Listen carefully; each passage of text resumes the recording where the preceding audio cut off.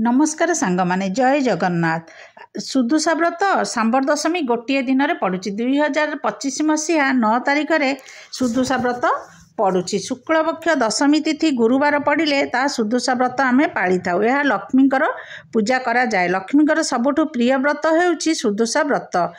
सुदुषार अर्थ हेउची सुदुषा शब्द सहित 10टी संख्या 10 पाखुड़ा पद्म 10 बन मुरुज 10 मुखी दीप 10 मुठी चाउल 10 मेंचा कदली 10टी फल 10 प्रकार फूल आ 10 प्रकार पुरे मंडा तैयारी करा जाई थाए। धला सूतार एक व्रत तैयारी करा जाए। 10 क्षय सूतारे सही व्रतटी तैयारी होई थाए। लक्ष्मी नारायणଙ୍କର 10 नाम नेइगिरी 10टी गंठी पड़ी थाए।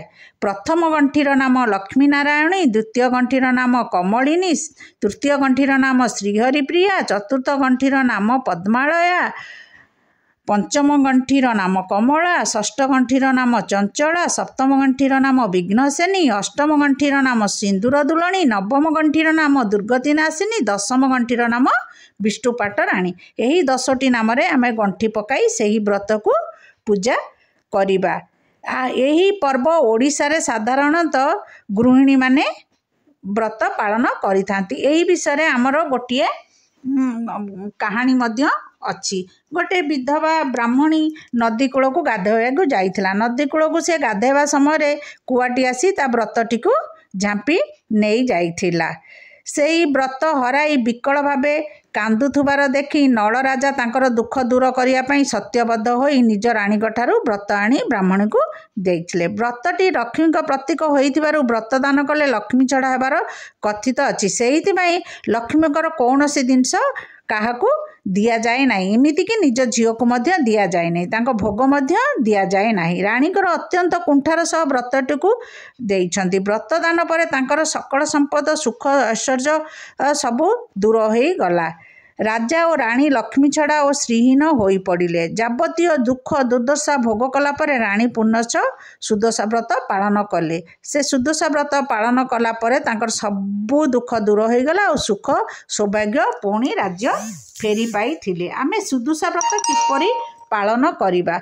जेपरि आमे गुरुवार पालन करुथुले सेही परि पूर्व दिनरू धुआ लुपा पोछा सबू करी घर द्वार दुब बरकोड़ी पटर आंब डाल फलमूल सबू आनी साइतिकी रखिथिबा।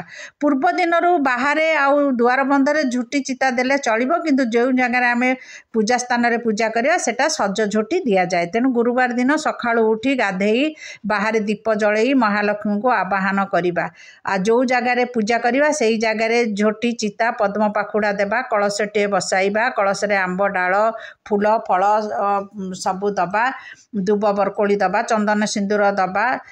तापरे कौन करबा ना पीढ़ाटीए न खटुलटीए रखिबे। खटुली उपरे नाली कपड़ाटीए पकाइबे। सही नाली कपड़ा उपरे मूर्तिटीए रखिले चलिबो, फट मूर्ति रखिले भी चलिबो। तेणु पुणी 10टी गुआ को आमे हलदी पानी रे धोई सही नाली कपड़ा उपरे रखिबा। तापरे चंदन सिंदूर दबा। जो व्रत आमे तैयारी करथिबा सही व्रत को 10टी दुब 10टी बरकोड़ी पत्र और गोटा जिमती अखंडित चाउल को देई आमे से व्रत को बांधी ता गुआ उपरे रखिबा, फूल दबा।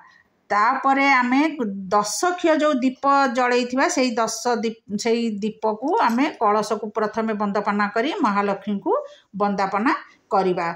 जिमिति महालक्ष्मीर 3 धूपरे भोग लगी थाए सुदशा व्रतरे मध्य सेही परि 3 धूपरे भोग लगी थाए। प्रथम धूपरे आमे फलमूल पणा भोग करिबा। द्वितीय धूपरे आमे मंडा पिठा 10 पुर देइगिरी मंडा पिठा करी 10टी मंडा पूजा करिबा।